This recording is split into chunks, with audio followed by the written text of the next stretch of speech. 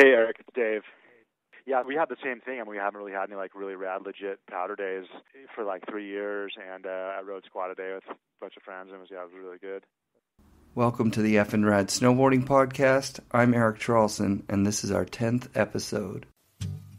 Yeah, I didn't start even riding till I was 65 years old.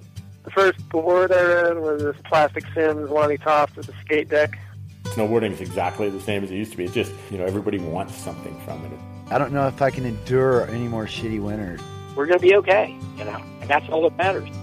You can put it away for a while, but you can't put it away forever because it's just almost like a spiritual thing. Modern-day snowboarding evolved in large part due to a close relationship to photos and videos. In the late 80s, snowboard magazines appeared, and by the mid-90s, there was a well-established cycle of progression that was closely tied to snowboarding videos. Unlike today, where we can watch the X Games on a live stream, and where we can see the best snowboarding in the world anytime on our phones, back in the early days, the best riders in the world would film with the best film crews, who would in turn put out the best videos once a year. I remember 30 people showing up at the boardroom snowboard shop where I worked back then on the day that we got the new videos. And we'd sit in the shop and watch 3 or 4 of them in a row after the store closed, drinking beer. And then there were the heydays of the snowboard movie premieres. Companies would rent theaters and hundreds of snowboarders would gather to be the first to see the latest progression from the previous year. Dave Hatchett was a featured rider in some of the first legitimate snowboarding movies and worked closely with his twin brother Mike on the Totally Board series of videos that ran for 20 years. I'm older by 8 minutes, so we have that kind of crazy twin connection that you can probably imagine, but it's just trippy having an identical twin, someone who looks exactly like you and talks like you. It's a pretty unique thing, from a genealogical standpoint, and it's like just your best friend.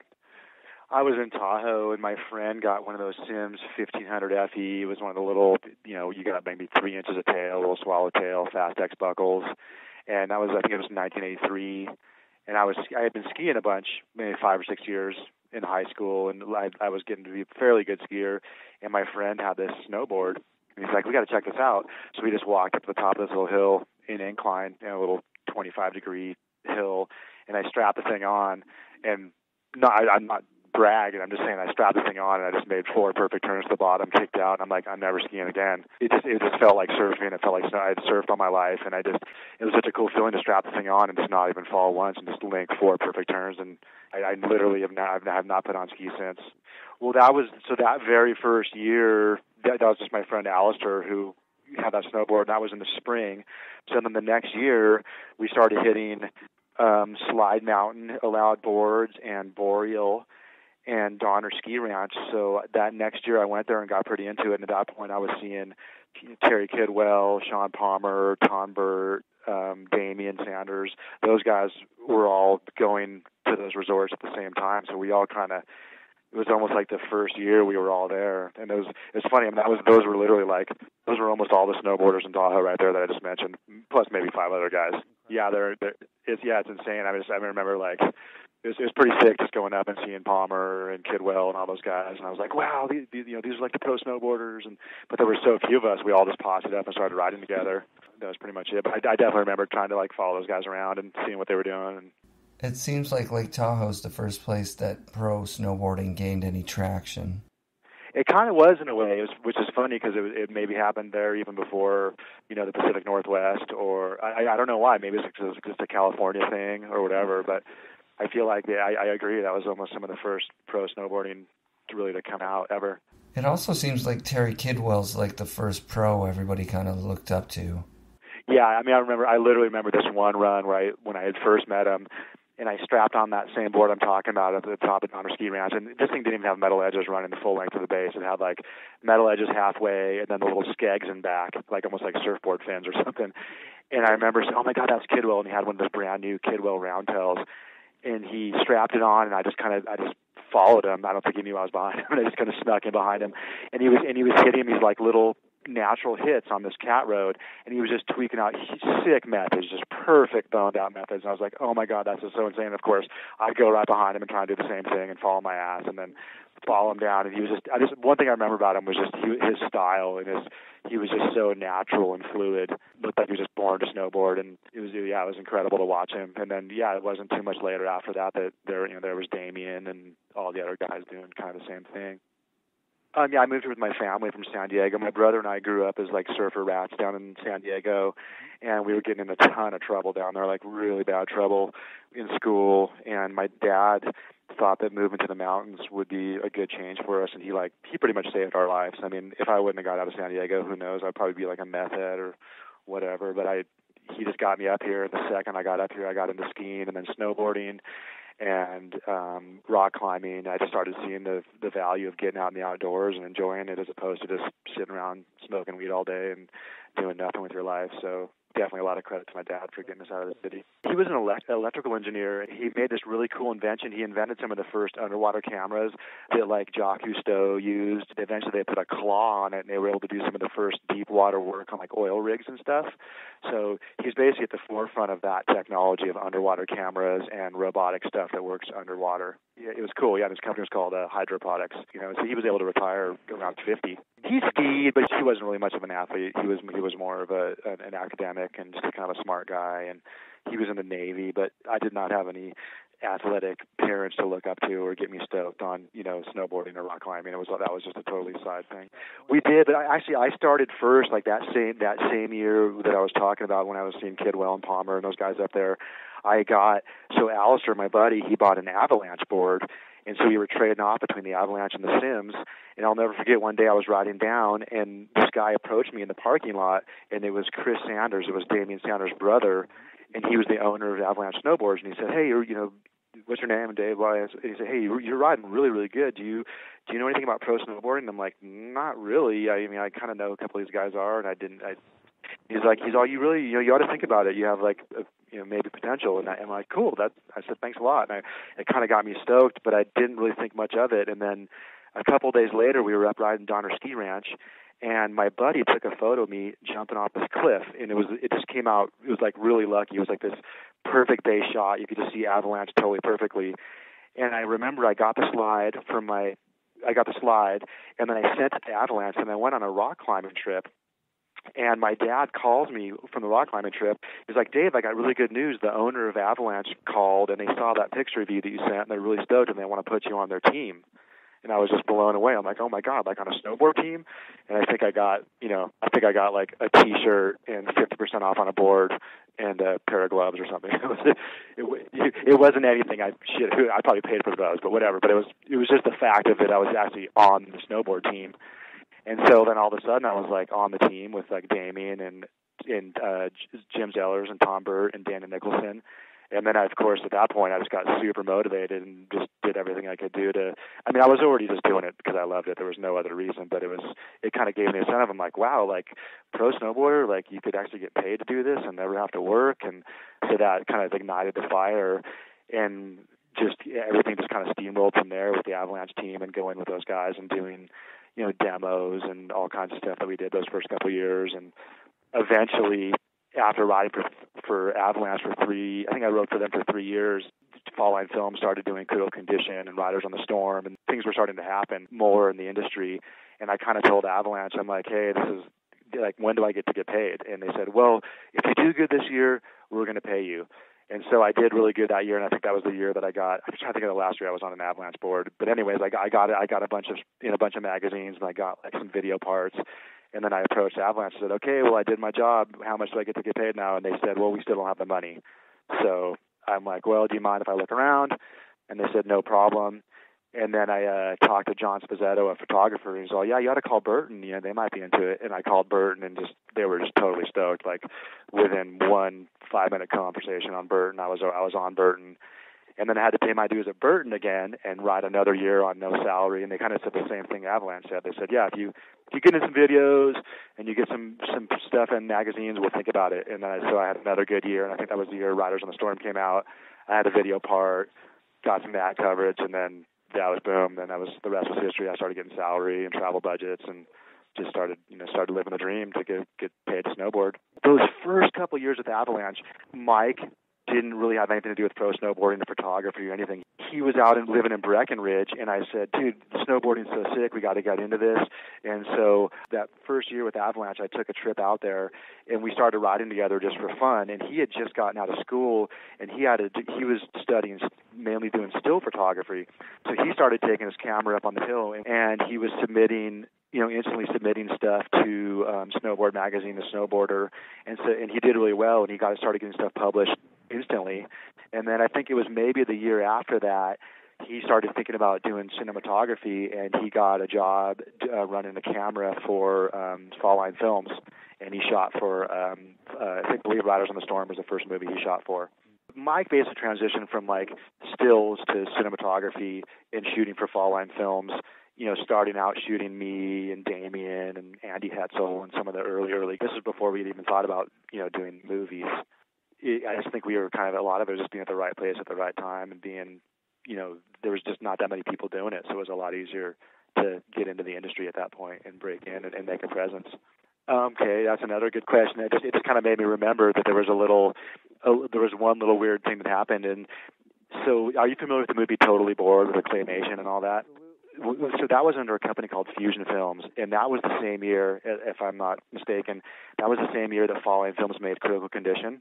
So Mike and I started Fusion Films with this guy, Pat Solomon, and we filmed Parada and Farmer and a bunch of other people. And then meanwhile, me and Farmer and Parada were still filming with Critical Condition, so we kind of like were in both movies. And so we kind of rode for both movies. We rode for both movies. We're like, no big deal, no competition, let's just all have fun. We did Fusion Films, and Totally Bored came out great. It was a little goofy, whatever. But the movie just gained no traction as far as we thought after we made that movie, we thought for sure we were going to be able to get sponsorship the next year and just start making movies, kind of like what we did with Standard. But for some reason, the movie just didn't get any traction. We couldn't get any sponsors to be stoked on us. And so basically Fusion Films just fizzled within a year. That's when Mike did Riders on the Storm. So he went back to Fall Line. He's like, well, dude, I need a job. So he just went back to running the camera for Fall Line. I went back to riding for Fall Line. And at that point, I was riding for Fall Line in MacDog, and I was kind of one of the few guys, I think one of the only guys who was actually doing like big mountain lines in MacDogs. He was just 100% freestyle. He was all jibs, and that was like their one guy. And it's funny because I was even in like hard shell boots at that point still. I think my part in Pocahontas, and maybe even the Hungry and the Homeless, I was still in hard shells at that point. I didn't transition out of hard shells till Standard Film, so it was funny because I was like the only big mountain rider in that movie that era, and that's kind of what spawned it. So at that point, I was working with MacDog and Fall Line. Mike was working with Fall Line, and I remember it was the winter of, it would have been 92, and I was sitting there one day, I'm all, Mike, you should team up with Dogger. Dogger will film the freestyle. We'll film the extreme stuff with Tom Burt. We'll get the big mountain riding covered. They'll do the jibs. We'll just make the ultimate all-mountain movie. Let's just pool our resources. And so literally just on that idea, I remember sitting there with this guy, Merrill Milner, and we just typed up one morning in Tahoe. We just typed up a little proposal, and we sent it to, it basically just said that. It just said, we're going to get MacDog. This is our intentions. And we sent it out to, funny enough, a lot of my sponsors. It was Wave Rave and Burton, and we just sent it to those sponsors, and they dug it. They were like, insane. We're on. So we got some money from Wave Rave, we got some money from Burton, and I think we generated $80,000, which was a pretty good budget for that time, but really small, obviously, for a bigger production. But we did get $80,000. And with that $8,000, we bought, we did film and transfers, and we paid for a little bit of snow, a little bit of Helene at the end of the year, and that was the year we made TB2, which was the very first Standard Films movie, and that was pretty huge. That people really liked it. Like, it went over huge in the industry. Like, everyone, not that Fall Line was doing a bad job, because I thought they actually were doing a really good job, but it was almost like the new blood in the scene, like Slasnik and Tom Burt, and like all these guys kind of in one movie with all the big mountain riding mixed with, and at that point too, the style and the riding had really improved a lot. People were like, it was getting close to kind of how it should be, so to speak. It was like, a lot of the goofiness was gone, and like the stances were getting kind of where they should be, and everything was getting like right. And so it all just kind of happened at once, and it just, I think, and then people, you had Terrier at that point, and all these just incredible riders all in one video, and it just exploded. And the rest was history. I mean, it was from that point on, it was never a problem to get sponsors for the movies and get all the top athletes and just do what we did with Standard Films. MacDog worked with us for 4 years. We actually 3. We did TB2, TB3 coming down the mountain, and then we did TB4, Run to the Hills. And at that point, MacDog was totally stoked. We were really happy with the product. But he just thought, he was ready for to maybe switch directions and he wanted to do an all freestyle movie. So he decided to break away from Standard and do his own thing. But we still worked with him, and we still did the dual premieres, and it was a great move for him. I mean, it worked out good for both of us. At that point there was enough riders and enough sponsorship money, so there was room for both of us. And at that point, I kind of feel like we almost between us and MacDog, we kind of dominated the market. And sadly, we actually put we kind of put Fall Line out of business, which I feel bad about. But they literally we took all the riders, we took all the sponsorship money, and at that point, it was almost like what happened with Fusion Films. No one wanted to sponsor anymore, and without sponsorship money, you just can't make a movie. It's just not happening. Some of the early guys, Terrier was always just a huge standout to me. Filming with him was always just incredible. Noah always had great parts. Johan, of course, although it was short-lived, his one Segi in TB4 was pretty legendary. Tom Burt, to me, kind of always had a really good way of just putting down just beautiful big mountain riding, and had a really good attack and a great technique. And I think he came away with some of the coolest looking, big mountain segments of that era.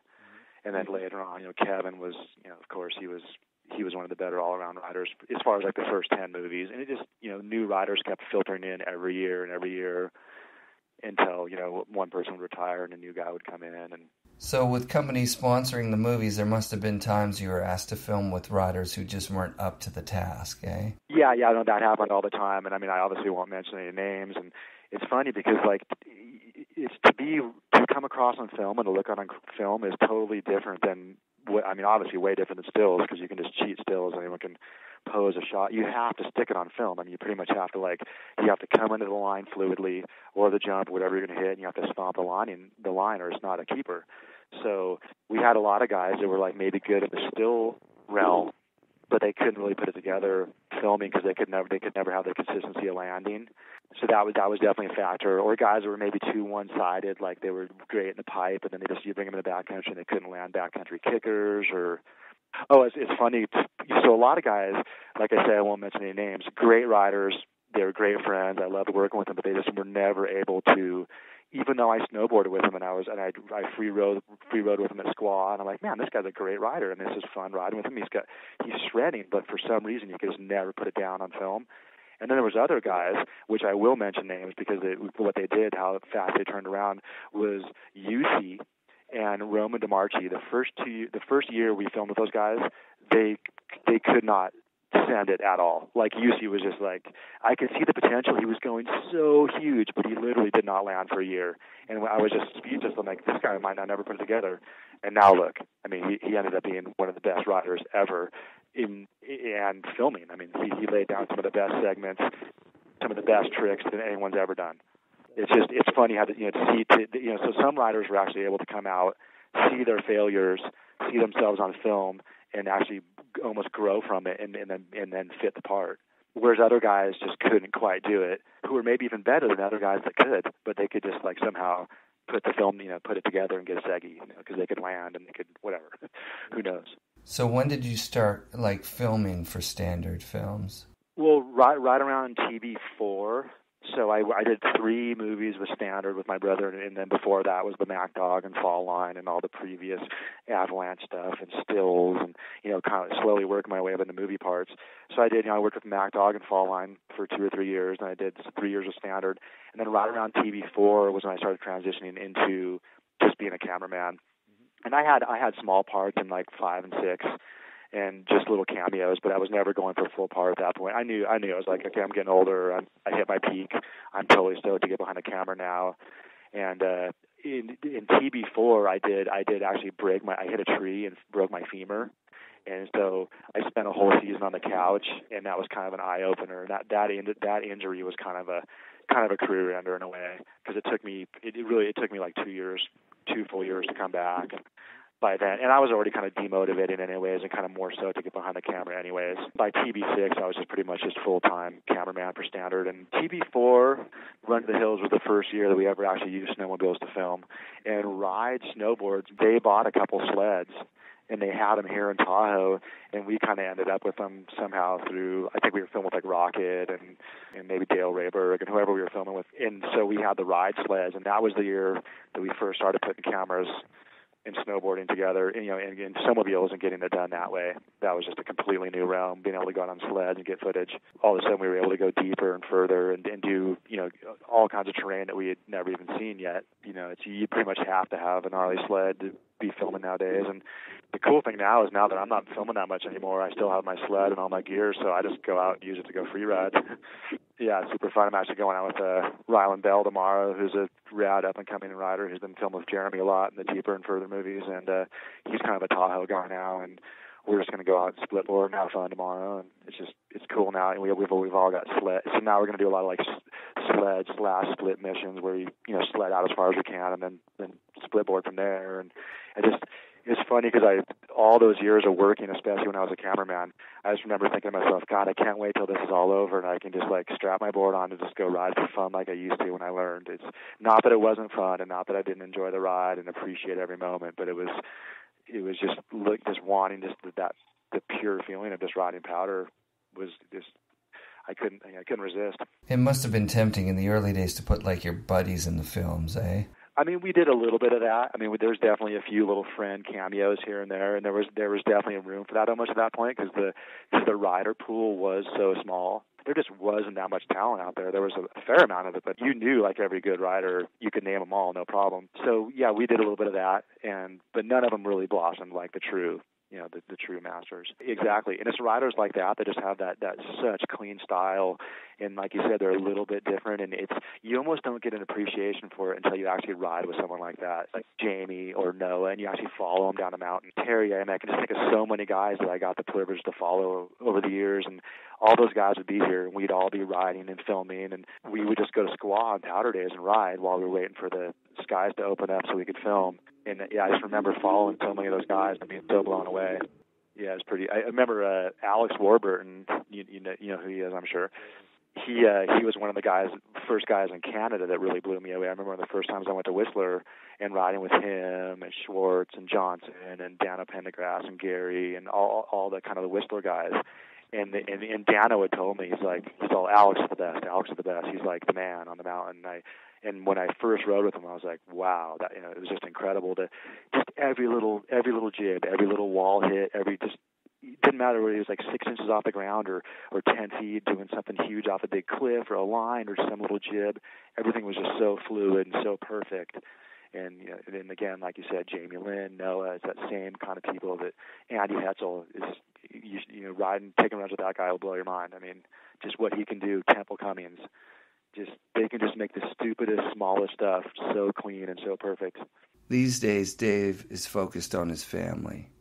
Yeah, I've got 2 girls. My Mary Jane's 13, and my other daughter Rowan's 10, and Mike's got 2 daughters as well, about similar ages. And Tiana's 11, and he's actually got kind of a newborn. He's about a year old, so he's restarting right now with a super young one. I have a little portfolio of all my old snowboard shots from the magazines, put in a portfolio, so they've seen that, and they've seen actually some of my movie parts from TB2 and 3 and 4, and so yeah, they got a little bit of an idea. Mary Jane's really into skiing, and then Rowan's just getting into snowboarding. But they're both actually really into dance is their favorite thing to do, and they're like super good at it. And that's an amazing sport in itself that I had no clue was so athletic and gnarly until I watched them do it. That they're you grow up, and then you do what you're going to do, and then at one point you just like having kids sounds great, and then you go through that whole experience of raising children, and it's definitely like equally as rad or radder than anything I ever did on a snowboard, that's for sure.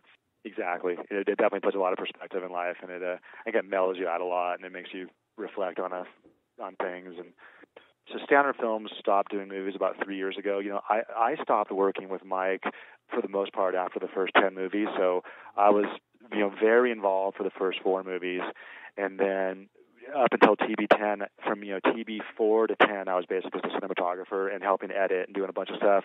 And then, 7, 8, 9, 10, I just kind of slowly started doing less and less and less. And I just finally retired from Standard Films after our 10th movie. And then Mike did 10 more with various people, got to 20 movies, and then right after 20, he pretty much threw the towel in, which was a few years ago, just because it was getting to be, sadly, just not profitable enough with YouTube and file sharing. The DVD sales, you can't really recoup the cost. You can't make money really anymore doing it, enough money to justify it. Exactly. So now it's just all file sharing and upload. It's just the whole industry's gone a totally different way, and the whole thing of having like a full-length snowboard movie that you wait all year to come out and then you pay $30 and buy it, that just doesn't even happen anymore. That whole business model is basically dissolved for the most part. Mike and MacDog too, I mean, they just knew when to stop, when it just didn't make financial sense anymore. And plus, after 20 years of doing it, you're kind of like ready for a change anyway. So the cool thing is Mike's able to use his skills that he learned from Standard, and now he's taken it into a different realm, and there's still plenty of work for him, so he's happy there. I've kind of transitioned into authoring climbing guidebooks. So I just finished my 3rd book, and it's all about Tahoe bouldering in Lake Tahoe. So it's just a rock climbing guides to bouldering in Lake Tahoe. And I just did that for the past 5 years, and that's going super well. And so I'm going to actually continue to do that. And I just got another job doing a book for someone else, like a total side job of kind of basically just doing graphic design and layout for other book authors. And it's all climbing guidebook oriented. Riley and I are talking about coming up sometime in February just kind of watch the weather and wait till you guys have plenty of base.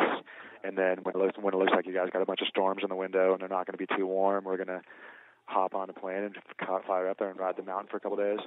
I told Dave how Whistler Blackcomb has gotten busier and more expensive over the years, but Mount Baker's still pretty manageable. Wow, you make me want to go to Baker now instead. Go hang out with Tex and go ride Baker.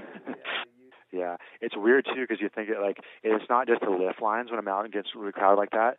You just when you ride, you can't even hit the hits. You can't hit the jumps because every time you go to you're on a cat run, and you want to hit a certain jib or a little wall hit, and you can't because there's someone in your way.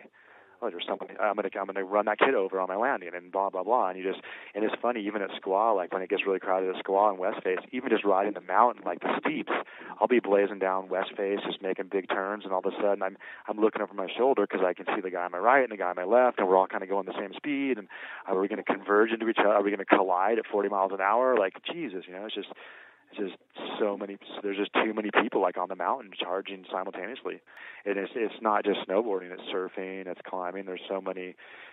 There's a really famous surf break down in Costa Rica called Pavones, and my friend used to tell me, he's all, Dave, it's not the matter whether you get a wave or not. So when you get a wave, when it's really crowded, there's so many people in the water that you literally, all you do is you just sit there and slalom through the people. And it just fucks your lineup because you want to do what you want to do in the wave, but you can't because I have to bottom turn around this guy, then I got to miss this guy, and I can't hit the lift here because now that guy's there, and you just dodge people the whole way down the line because there's just 50 people on the inside getting creamed by the set that you're trying to ride.